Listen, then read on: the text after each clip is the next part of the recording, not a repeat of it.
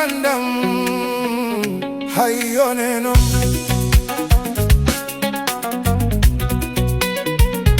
nenom bandam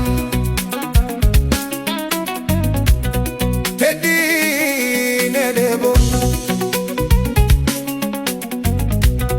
kormi ne debo nenom bandam yarlomi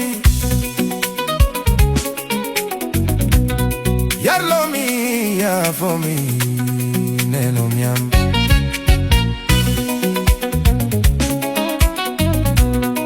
sombi domo jiwiye yumu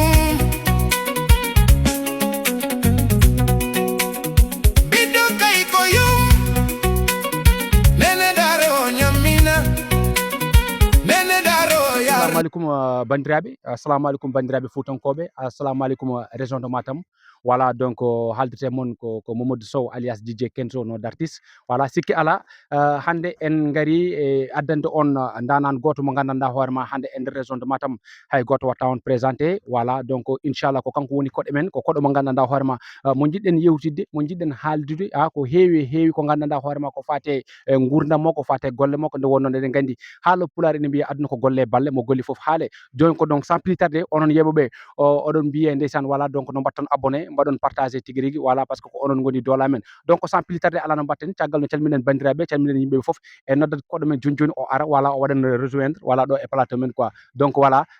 Alsane Ba gandirade Youba voilà donc gorko mo Ogue Jeeri ko kanko woni invité men hande voilà donc mo podɗen haaldude ka monsieur Ba assalamu aleykum salam wa rahmatullah no mbaɗɗa e tampere ana selli jaam tamdillah bisimilla jooɗo frère bisimilla jooɗo frère merci beaucoup voilà donc onon bandiraɓe yeɓoɓe en ɓe voilà donc sikki ala comme no mbirɗen ni donc invité men hande koɗo men ko hande ko Alsane Ba alias Youba suko mo gandanɗa hoorema hande no mbirumi nani ni hay goto wattama présenté hande e région de Matam hande noon kanko Alsane Ba voilà donc sababu invité men garal makko ɗo hande enen yeɓoɓe walla onon yeɓoɓe man gandu carrément ko tagui nodduɗen mo ɗo hande pour gam wawde yewtude makko e activité ji makko donc sans plus tarder monsieur Ba donc mi accuma calmina bandiraɓe calmina bandiraɓe yeɓoɓe calmina aduna o voilà. assalamu alaikum bandiraɓe sehilaɓe e tedduɓe heeɗiɓe DJ Kenzo a salminama a juurama aussi c'est un plaisir d'être parmi vous aujourd'hui weltare no feewi e weltare kala baɗɗo abonné e chaîne ma kala aussi to vidéo wawi yettade e Duni Baba Adama salmini furankoɓe salmini région de Matam ko taari ɗum kala biyo mbima mi wi ɗum assalamu aleykum wa rahmatullah. donc sikki ala on nani salminago ngo ko Alsane Ba donc caggal no salmini bandiraɓe o salmini fulɓe ɓe donc monsieur Ba donc sans plus tarder en natat e yewtere men voilà donc mbiɗen ko actualité aussi mani kala ko heewi ko fate actualité mani kala aussi tamit ko fate gurdam ma jar ma donc sans plus tarder ala no mbatten hande somi wima holgonde monsieur Ba holgonde Alsane Ba to ummi to jeeya holko mbiyata leñol ngol.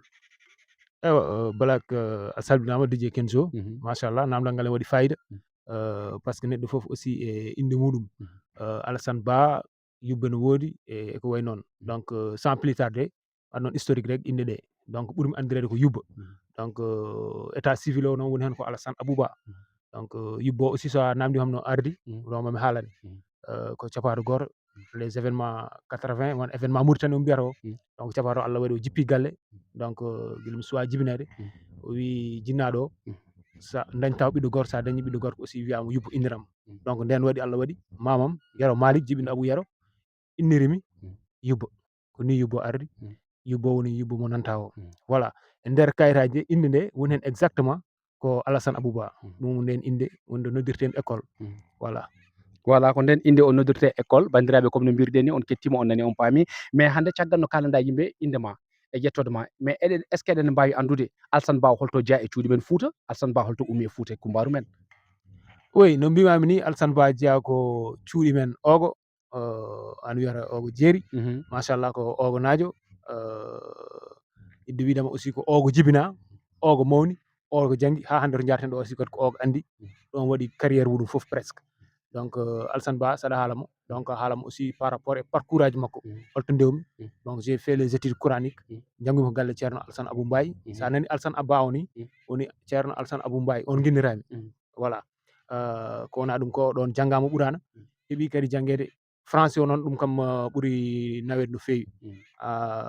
jangga ko primaire o jangga ko au niveau de Ogo collège o lycée collège de Ndioum. Après secondo kemi waɗi ɗum au lycée de Valdiodio Ndiaye de Kaolack. Gummimi toon gartumi aussi lycée Rousseau, c'est là-bas que j'ai eu mon baccalauréat. Voilà, après ces parcours-là, je suis allé à l'université, fac droit mbami ɗon une année mi heɓani continue. Je me suis retrouvé en formation et mbaɗmi transport et logistique au niveau de l'IST, Institut supérieur des transports du groupe Subdeco de Dakar. Ko ɗon janngumi ha on saha arta ɗo e Fouta ene waɗa hen ene jangge waɗama stage uji. Aɗa ƴeewa sa janggi à Paris liggey o weeɓani, donc tu es obligé de faire des recherches par rapport e dañde emploi, dañde liggey en quelque sorte, donc dañde stage uji ha Allah waɗi j'ai travaillé Wourossogui. Après je me suis retrouvé à l'instant à Bambey, c'est là-bas que je suis à l'instant. Et toon kadi en même temps nde yaha nde kadi liggey tan nawa kadi, en même temps gandal ene ɓeyde. À l'instant donc je suis titulaire d'un master en management des hommes et des projets à l'université de Alioune Diop de Bambey. Voilà. machallah bandiraɓe on nani ko on woni Alassane Ba gandiraɗo yubba gorko mo ogo jeeri suka mo gandanɗa hoorema joguiɗo ambition dariɗo dadiɗo voilà machallah. Monsieur Ba so tawi en gummima toon tigui rigui voilà donc ha joni e caggal no ɗum waɗi a waɗi jangde ma a heeɓi hen ko jiɗɗa ko ande quelles sont les ambitions de Monsieur Ba? Monsieur Ba no caggal no waɗi jangde nde holko ummini holko yiɗi wadde holto yiɗi faade? Voilà, haade men arde toon exactement, mi wonma aussi wadde réfléchir le moment par rapport et parcours à la vie associative. Depuis collège, donc j'étais le président des élèves et étudiants ressortissants d'Ogo. C'est en 2011 même min keeɓi wadde 72 heures à Ogo, aussi à Tawno, Nde tawno bien sûr. machallah. Donc tout ce qui est démarche logistique en ligguino ɗum aussi à travers un DJ Ouz venant de Je me Sinthiou rappelle je me wallahi, rappelle bien. je me rappelle. Voilà, on sango après j'étais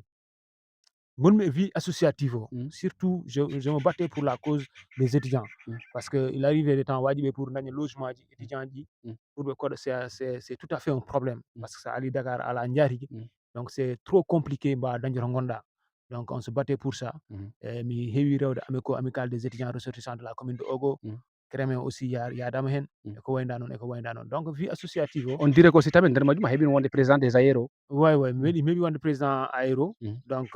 ici cellule filles ici au Fouta, et en même temps une fois à Dakar en 2012. Donc j'étais le président des étudiants ressortissants de Ogo, et ballal Ogo na fof on a eu à décréter au moins un logement pour les étudiants. Voilà, vie associative o, bon presque carrière am fof ngu hen gonmi quoi. Voilà. Machallah, en tout cas konngol ɗiɗi ene mbaɗi fayida voilà ha joni Monsieur Ba wonnon Fuutankoɓe ne jewnuma rendo ngo ene yewnuma raisonnement tam ne yewnuma e nder majjum voilà donc to banggal internet o mbeɗa heewi yiide indema e Facebook o ne winda responsable voilà donc responsable holko addi ɗum? Voilà, c'est une question très pertinente même, parce que wajibi en sénégal mo kalda e neɗɗo wima an ko woni responsable, ko inde nde kemmi depuis lycée de Wourossogui. Wima après la classe de seconde, je me suis retrouvé à Wourossogui, so ɗon mbaɗmi première, ko ɗon inde fuɗɗi. Donc j'étais le responsable de classe, de la première jusqu'à la classe de terminale. Après ça, camarade de classe ɗi noddirami responsable. Du coup j'avais un ami du nom de Enfali Djiba, mbami créé pseudonyme o comme étant responsable. Une fois aussi à l'université, de la licence 1 à la licence 2, j'étais aussi le responsable de classe. Donc responsable o wona hunde aussi tan sa a forti tan heeɓi, parce que responsable aussi koye démarche uji muɗum e ko gonɗa est ce que inde nde a yiɗi wadde porté inde nde rek pour yimɓe inde nanema, non, koye par rapport e démarche uji ma, par rapport aussi holko mbawɗa wadde servir yimɓe. On a été toujours comme ça, et aussi kadi ko non min nehira. Donc le fait d'aider les gens, de les aider à initier de très bonnes choses, que on responsable aussi j'ai eu le courage wadde mener des combats, tout ce que ko fari affaire ɓamtare, ko affaire développement ɗo Ogo, moɗo andi après ma aroy hen par rapport et aussi l'arrivée de notre superfecture e ko wayda non, koye ɗin initiative uji aussi puɗɗi. Voilà. Voilà donc comme no mbiruɗani machallah, en tout cas en nani voilà donc ko jaboto ko hunde nde gandanɗa hoorema wadde fayida, voilà donc ha joni en continue gam yadude kanko woni Monsieur Ba gandiraɗo voilà Alassane Ba alias Yubba gorko mo Ogo jeeri. Mais Monsieur Ba caggal no ɗum ɗo foof waɗi voilà donc en gari a firtini min responsable o watte en kaali hen seeɗa hande so ɗum ɓenni caggal no Moussé Ba waɗi jangde mum waɗi parcours mum foof mais on dirait que hande Moussé Ba mo jogui engagement goto e nder politique hande holko woni engagement ma hande tigui rigui hande e nder politique plus particulièrement dans la région de Matam. Voilà, politique quand on parle de la politique ko hunde moƴƴere ñanden moɗo wiyano c'est pourtant sa waɗani politique tan tu restes subir les décisions qui seront prises par les politiciens waɗa souhaité tan ko ces décisions won décision ngaji ma ɓamtare ma ɓeydare ma donc depuis presque voire depuis 2018 2019 on s'est lancé complètement en politique et aussi politique ko jiiɗa ɗum ko so tawi fandare ma manam an ko ummima guila départ ha hande ɗo jarata ɗo raison pour laquelle décision ngaji mbawɗa ƴettude foof ma waɗ influencer société o kadi décision mo gomi joguiɗa o ce sont des décisions de développement yimɓe ɓe gandu hande politique o wona politique tan funti hande sa yimi waɗi engagé politique ha hande mi heeɓi hen oɗo nokku c'est parce que aussi ko constance o et cohérence par rapport idéologie mbaɗami incarné o je te disais tout à l'heure eɗen gara eɗen moɗo haalanma par ce que aɗa andi nokkuji men ɗi goɗɗo wawa fewnande ɗum so wona enen ne soyons pas complexé par rapport e neɗɗo par rapport e parcours makko mais ƴeewe hay saɗa ƴeewa parcours makko ƴewto rewde e société o ɗo je te disais tout à l'heure hande so tawi hande o heeɓi wadde bénéficier une infrastructure moderne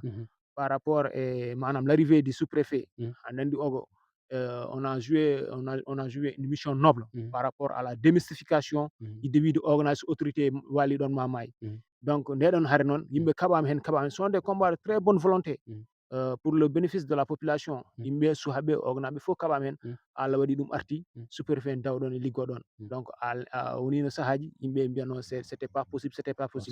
il faut dire toujours qu'il est toujours possible de faire quelque chose pour sa société de faire quelque chose de très bonne chose même pour sa communauté donc wona ken suhaɓe non nous devons prendre notre responsabilité nos responsabilités en main nous devons prendre notre avenir en main pour dire les réalisations de demain que dès à présent que nous devons poser les joni poɗɗen fawde no wiyete kaaƴe muɗum fondement o ko joni donc fondement oɗon ko on vision wona ko on engagement kadi ɓeydinademi politique yidde wiide hankkadine en mbawa tan wonde e funti ko liggade quel que soit ko liggorɗa o walla so tawi tu es un élu andu ko société o wonma ɗon donc aɗa jogui ce devoir de redevabilité envers les populations maɗa voilà engagement politique c'est un engagement noble kadi sa dilla hunde il faut toujours avoir des ambitions voilà sa jibinama nokku a mawni nokku a waɗi ɗon foof kala ko dañƴa ko nokku o kadi hokkuma raison pour laquelle so tawi wonko joguiɗa tan e yidde et par rapport e changement mbawata aussi hollude bande en on changement noon ɗum woni ko yewrete jamma e ñalawma suba e kikiɗe par ce que moɗon hen mi ala hen yettintama hay nokku ko volonté e ñagare Allah woni ballowo aussi Allah waɗen sur le bon chemin ensemble enen foof ko hen jeeɗen le combat donc ce n'est pas moi seul mais le combat c'est avec la jeunesse consciente ensemble eɗen mbawi fewnude nokkuji men mbaɗen ɗum no poɗɗen waɗirde ɗum inchallahu taala voilà donc amis téléspectateurs donc onon yeɓoɓe on ji donc nous avons comme invité monsieur Alassane Ba alias Youbo gorko mo Ogo voilà en nani ko kalɗa ko voilà ko hunde nde gandanɗa hoorema wonde intéressant wonde fayida no fewi bon ha joni mi heddoto e engagement politique hande sa ƴeewi commune de Ogo hande ko rewi ɗon ene heewi tu vois donc ala foof mo rewani ɗon hande côté développement holno jiiruɗa développement hande politique e nder région de Matam surtout commune de Ogo holno jiiruɗa ɗum par ce que ɗum ɗo fof ne jeeya hande e engagement ji ɗi gandanɗa hoorema on dirait kanko Moussé Ba o omo jogui ɗum o jogorade ɗum bandiraɓe ɓe voilà so tawi a waɗi engagé nder hunde ko juste pour apporter un changement ɓe mbi kala ko watte taw ko an waɗante a tindani ko waɗate ko andu wona an waɗante c'est à dire tout ce qui se fait pour toi et sans toi ça est contre toi voilà ko noon Allah noon mbi ɗum e français ni juste yidde wiide ko population kamɓe fayɗo yimɓe mais c'est la population aussi d'apporte waɗata hen jugement muɗum est ce que population manam e pawarɗoɓe est ce que on jii résultat est ce que ko mbiyata eɓe mbaɗata campagne ko kalan toon développement o est ce que en jii ɗum ɗon est ce que budget ji ɓe gotanteɗi est ce que waɗi reflété par rapport e conséquence uji hande manam e gurdam meɗen aɗa andi enen d'une manière générale hoto punten koye men politicien ji enen pawiɓe ɗo donc sen pawiɓe ɗo caggal fof saaha fof eɗen jogui droit aussi yurnitade ko fati e développement o hande koye ndungu gonɗen aɗa yiya won hen nokkuji kewɗi so tooɓi jaltata ɗum noon so tawi maire waɗi ko foti wadde ko walla autorité gonɗo local so tawi o waɗi ko foti wadde ko ɗen caɗele en keɓata hen déjà présent donc ene woodi guure aussi nan ɗo par rapport électrification e ko wayda noon ɗum fof ene manque yaade no foti yarude ni nden noon ko yidde wiide tan population kanko lamminta hoto jogo kulol ngam namdirade est ce que o waɗanama donc e nder sa ƴeewi e nder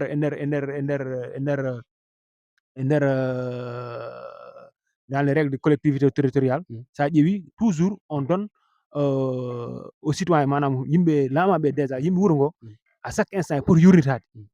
jetta hande jettoɗa mairie mbiya mairie min de hande mo yinno hokkede budget moɗon ƴewtade holno leɓɓu nelliri holno dépense uji jaari ɗum ko droit mo poɗɗa sa namdi aɗa foti hebde donc enen noon en lamminat jomum goppen jomum waɗa ko weela mandat mum so yonti yimɓe mbiya ala ko waɗi ɗo donc pour dire combat de développement ce changement là ko enen foof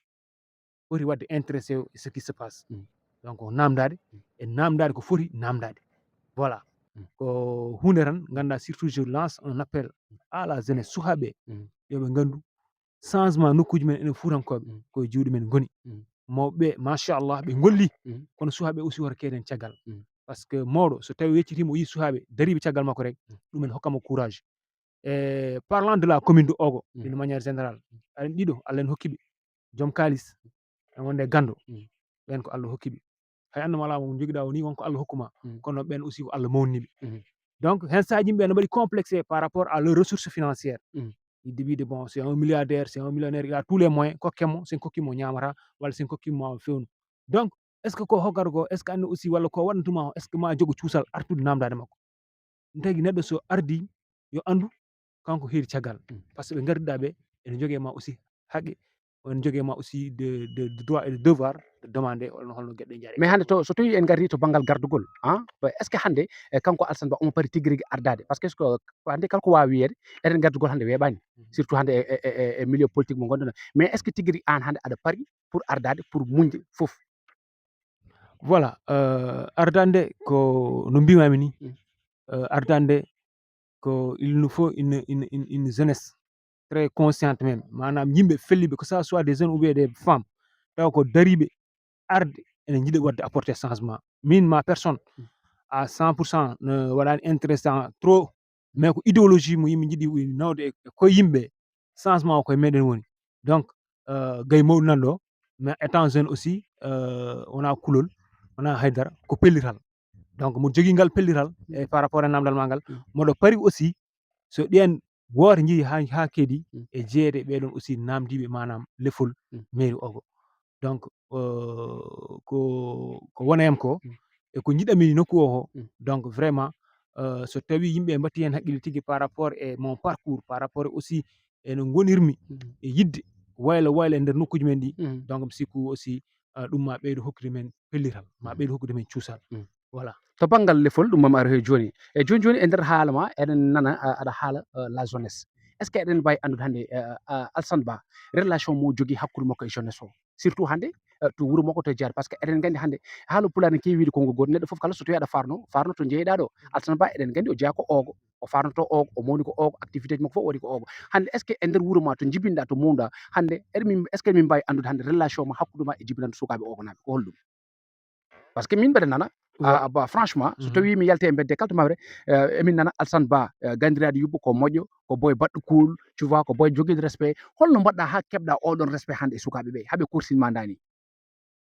aɗa andi ko neɗɗo mi sikku avant tout ko so tawi a woni neɗɗo rek waɗata validé neɗɗagu ma ngoɗon ko par rapport e alentour ma kadi alhamdulillahi rabbil alamin Allah so tawi kufuno towani ko jolfu mbiyata nit e garabam par ce que sa wonde yimɓe jamma e ñalawma sukakiɗe so tawi neɗɗo o wawa dañde ma no foti no salminako andu o wawa ɗaminade ma goɗɗum donc surtout la jeunesse ogolaise oɗo waɗa mention spéciale par ce que ɗum woni aussi ko nanami eɓe kaala machallah kamɓe par ce que ko moƴƴo andi moƴƴo e ko jomum kadi waɗata incarné o il y a ce devoir d'aller vers eux de les expliquer de les conscientiser kadi heɓa mabɓe aussi ene paami mission gona dow mum o au delà de Ogo par ce que mi wiya mi waɗi fréquenté lycée Wourossogui ene woodi manam des collègues des camarades de classe yaadaɓe ha université donc emin jogui de très bonne relation ɗum waɗata ɗum ɗon aussi ko yetta tan wasa hadde hoore muɗum que neɗɗo ala woni gaga wattani haqqille yimɓe ɓe neɗɗo kala ko dañi aduna ko yimɓe kokki ɗum donc ko heewi eko famɗi fof donc ko daña hen fof yo Allah waɗ hen barke kadi en même temps neɗɗo dal sa teddini hoorema teddin goɗɗo o min sikku on relation jogdimi jeune uji kadi e jogdade mabɓe aussi jikku e yakar wona ogo tan village ko jeunesse ko wawi wonde nokkuji fof que ça soit Dañcaɗi Sinthiou Garba manam guure gonɗe e commune toute la commune de fof Ogo. toute la commune de Ogo donc on entretient de très bonnes relations et de leur dire nokkuji men ɗi goɗɗo wawa change ɗum sowona enen goɗɗo wawa change ɗum sowona enen je ne parle pas somi wi jeunesse o noon par ce que koye on tranche gonmi déjà présent parce que aussi c'est la cible ɓurɗo wadde sensible mo woƴaka won hen gueɗe kewɗe par ce que la politique ancienne là yimɓe no mbaɗiri ɗum e haqqillaji muɗumen ni sa renaki sukaɓeɓe mbiyata toujours wonɓe ɗo ɓe gonɗo fof wonani ɗo hoore muɗum or que c'est pas ça en réalité il faut yimɓe ƴeewa yaltina ɗum e koye yimɓe pour wadde avancer des idées de développement dans tous les secteurs que ça soit banggue cellal que ça soit banggue ndema ça soit banggue élevage ça soit aussi dans le cadre de vie e gonka yimɓe donc ɗum ɗon il faut goto men fof waɗa hen apporté donc sa pierre pour la réalisation de l'édifice voilà machallah donc onon yeɓoɓe voilà tigui rigui ha joni on kettima on nani on paami hande Kenzo men o woni chaîne men YouTube voilà Kenzo DJ TV mo Ogo waɗi recevoir koko monsieur Alassane Ba alias Youba un jeune mo gandanɗa hoorema joguiɗo engagement un jeune mo gandanɗa hoorema hande joguiɗo vision joguiɗo des ambitions pour devenir quelque chose hande dans la commune de Ogo ɗum tagui hande mbaɗɗen recevoir en tant que invité gam wawde yewtidde makko haaldude makko projet ji makko activité ji makko monsieur Ba so ɗum ɓenni eɗen gandi émission hankkadi nati woɗɗude voilà donc en garat hen joni joni so ɗum ɓenni e nder haala ma joni joni mi nani aɗa haala lafol par ce que mi yii mi nani kadi e beddaji rumeur uji yimɓe ne kala wonde Alassane Ba ene yiiɗi fodnade lefol laamu gam wonde maire hande dans la commune de Ogo hande holko tagui oɗon choix caggal no kalanɗa min engagement ma politique hande hol analyse mo mbaɗɗa rek jiiɗa commune Ogo tu vois ha mbiɗa an aɗa paari gam fottanade wonde maire hande dans la commune de Ogo est ce que ka jiiɗo commune Ogo omo tardi walla est ce que a yi donc yonti dañen changement walla est ce que a yi eɗen jogui hunde nde gandanɗa hoorema fodde ɓeydede nder commune Ogo te ko foti ɓeydede ko ala foof bawɗo ɓeydude ɗum so wona min Alassane Ba hol onon analyse holto dañƴa ɗum ko hakkuma cuusal mbiɗa aɗa fonno hande wonde gollon lefol wonde maire commune de Ogo voilà namdal ma waɗi fayida tigui rigui par ce que émission fof aussi eɗen mbawi sattude Roussa yidde fonnade ko yidde wiide so tawi a jibinama nokku hoto won un simple téléspectateur hoto won mbaɗo tan observé comme mbaɗi fof mi wonda no yaari fof yiya yo bon ɗin affaire uji donc ça n'avance pas min guilde jiimi ɗum mi yi ko rewi ɗo à travers les maires manam par rapport e réalisation ngaji mabɓe il ne suffit donc mbaɗa comparé par rapport les budget koɓe kokkete wonde réalisation ngaji ça ne reflète pas la réalité en quelque sorte c'est à dire ko so tawi ɓe gardima ha paari horoɓe kolluyen kamɓe gardi e no beela kadi ɓe jarnata ko nodda maire non ka heɓde ɗum walla gara e mairie non ka yiide maire donc en ko population joƴinma ɗon est ce que tu vois donc ces choses là pour dire ko hunde tan tinɓe e ɓerdam en quelque sorte yidde wiide moɗo foti jeeyede kadi c'est une ambition moɗo foti jeeyede waɗoɓe apporter un changement dans la commune avec le soutien de toute la jeunesse le soutien commune e yimɓe kala jibinande wonɗo e commune Ogo nde par ce que so tawi a dille hunde so tawi a alna ɗum ambition ngaji tan ene heewi sa heeɓi ko keɓta hen tan mofa juuɗe ma mbiya no yaari fof no yaaru kadi engagement o wona une ambition légère ko ambition tigui tiɗɗo e ɓerdam kadi wonani ɗo hoore muɗum mais ko wonani ɗo pour waylo aduna ko wonani ɗo pour banggue safaro men ɓeydo darade banggue nokkuji men no kolirɗen so tooɓi yimɓe en mbawa yaade banggue guure ɗe ngala courant walla e politique aji holno waɗirte investir banggue soutien ngaji kewɗi banggue aussi banggue en quelque sorte mi haalni courant mi haalnima santé banggue aussi remoɓe voilà eɗen jogui projet ji meɗen donc manquirɗen ko financement ɗum ɗon foof en ɗamina so tawi won yama Allah newni ɗum waɗama c'est donc a waɗat ouvert donc trouver des partenaires qui vont te permettre ensemble tawɗo wawi addude hunde parna e nokku ma dañƴo foof farnata koye hoore muɗum donc so tawi Allah waɗi ɗum ɗon Allah newni ɗum ɗon minde mom won oɗon poɗontoɗo ngam jañoyde hunde caggal leydi walla so ara so ari ɗo waɗa ɗum investir e nokku o en même temps yidde wiide cette ressource humaine qui est là waɗe exploité no hanniri ni goto foof kala to dillata ne wawa yiide hen hoore muɗum avec le soutien de la mairie hande Black une question est claire hande sa wiyama ko wayno mairie Ogo ene wotane budget de 400 millions par an 400 millions par an voire wala 500 millions par an anno fori 5 ans di hokkanma c'est de l'argent C'est de l'argent, vraiment. c'est de l'argent 500 millions plus 500 millions égale 1000 millions n'est-ce pas 1000 millions, ouais. donc ɗum hokkanma 1 milliard donc so tawi a ƴeewi e nder 5 ans so tawi budget ji fof boni 300 donc e nder 5 ans ɗi sa wiya milliard naati e nder commune o ko walla milliard naati e commune goɗɗo est ce que waɗi reflété par rapport à la vie des citoyens par rapport e manam lammiɓe ɓe est ce que a yi hen un reflet par rapport à ça donc yidde wiide tan citoyen ko jeeyi ko yo ya o namdo ko arde Surtout ça. namdade ko jeyɗa keɓa donc kamɓe soɓe gardi men hoto mofen ga juuɗe meɗen so mandat o yonti ko ummotoɓe ton non wona noon il faut se rapprocher des gens namdoɗaɓe mbaɗa réclamer ko poɗɗa hebde ko keɓa je pense que c'est plus simple que ça quoi voilà yidde nde nan ɗon e ballal Allah e ballal kala ɓiɗɗo commune mo ogo donc pour dire donc watta trop moduno gande donc l'ambition est là voilà en tout cas temps uji nana jaa tigui voilà surtout mais mbeɗa jogui une autre question parce qu'on dirait que aɗa jogui événement goto mo poɗɗa wadde te événement o hande ambition ma e nder politique eɗen mbawi wiide hande ko premier événement mawɗo hande e nder village ma e nder commune de Ogo surtout Ogo ɗo bon rendez-vous o ko holnden voilà et pourquoi cet rendez-vous voilà rendez-vous o ko ça sera ce 27 août 2026 à Ogo donc en keeɓi déjà autorisation menen wona de la main des autorités donc autorisation en keeɓi ɗum inchallah donc wonata ko ɗon to Ogo donc rendez-vous o pour plus de donc information mo mbawi hebde hen donc le jour ji kamɓe fof eɓe nodda e keewal donc e keewal ngal yiiɗi andindeɓe Alassane Abou Ba o par ce que ko kalta o en général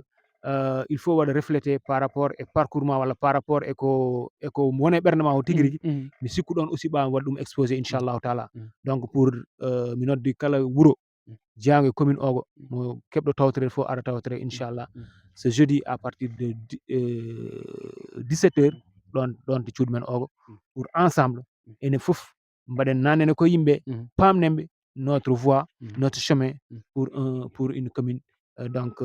pour une meilleure commune Ogo taw jeeye commune aji ganduɗa manama commune aji daariɗi kadi commune aji ganduɗa manama ene noto taw infrastructure uji kewɗi ene keeɓe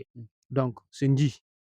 donc no mbimami ni rek on se donne rendez-vous à partir du 27 inchallah donc pour wadde exploiter ces choses là inchallah voilà en tout cas amis téléspectateurs voilà donc ça fait plaisir de te recevoir hein donc e nder plateau men mais voilà donc konngudma cakri hiɗi voilà et surtout ko fati commune Ogo parce que mi wiyata tan Ogo voilà bon Alassane Ba hande koko waɗi représenté hande région de Matam fof no fotirno surtout la commune de Ogo hande quel est le message que tu vas lancer à cette commune voilà et au rendez-vous konngudma cakri mbaynorɗa law gotol voilà konngudi cakri ɗi ko alhamdulillah rabbil alamin Black DJ Kenzo weltanimama no feewi et par rapport aussi question ngaji ma ɗi mbaɗi pertinente e message mo nandami rek ko yidde wiide sukaɓeɓe enen eɗen poti wadde feere mbatten haqqille e koye meɗen hande eɗen mbi sukaɓe ni eɗen gasni sukaɓe nder sukaɓeɓe koye mabɓe mawɗo so yeccitima so yi sukaɓe dariɓe ene caggal rek Allah ene wawi wadde hen suturu wawa wadde ƴetto retraite mum law anda sa famino kalam ɗo so tawi jeunesse o darima tigui rigui ko mbiyata ɗo ene waɗa politique tigui rigui ko walla mawɓe meɗen ɓeɗon enen so tawi ko gonga e gonga yidde changement umminen kamɓe mbawi ƴettude retraite mabɓe law par ce que hunde foof noon hokkata ɗum ko mbatta ko foof yo won dans la transparence laaɓa ceer par rapport e gestion ma par rapport eko joguiɗa o appelé surtout e sukaɓe sa suwa ko jogoɗa ligguey walla mbasa jogade ligguey croire en soi woni an hol ƴew gueɗe ma foof oppe Allah mais mbaɗa ko poɗɗa wadde ko sa waɗi ko poɗɗa wadde ko rek Allah tawtorta hen par ce que Allah ko jogui ko aussi gasata ko jogui ko gasata donc hollu pellital ma ko jiɗɗa ko kollira mbaɗa hen fixé objectif ma inchallah Allah yettinma to poɗɗa yettade ɗo donc moɗo wiya courage à la jeunesse ko liggotoɗo emo ligga e foof goto foof yo ɓeydo wadde sawar eko woni ko c'est à dire ɓeydo tigui rigui tinnade hoore muɗum watta haqqille e mawɓe watta haqqille e jinnaɓeɓe anda kala ko heeɓa ɗo donc koye duwawuji mabɓe e barke mabɓe donc e jarnade aussi l' ensemble kala jibinande ɓiɗɗo commune mo Ogo mi jarnima ɗum mi jarnima on Feynou Black mi dañi weltare oɗo émission machallah. Merci beaucoup Jarama, monsieur Ba. jarama. Voilà, donc on se donne rendez-vous voilà donc le 27 inchallah, le 27 août tonto Ogo inchallah. Voilà ko rencontre mo gandanɗa hoorema noddi ɗum ko monsieur Alassane Ba alias Youba. Donc omo noddi hen dendagal commune Ogo foof no fotirno, donc e on rendez-vous baɗo inchallah. Merci beaucoup, on jarama, Allah jarama. Ciao.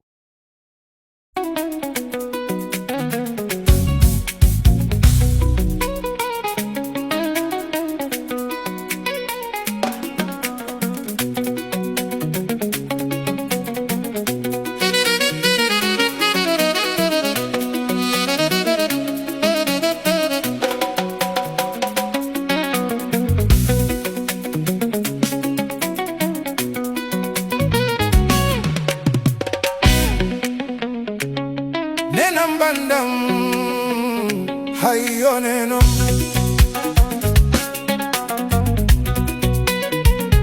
nenom bandam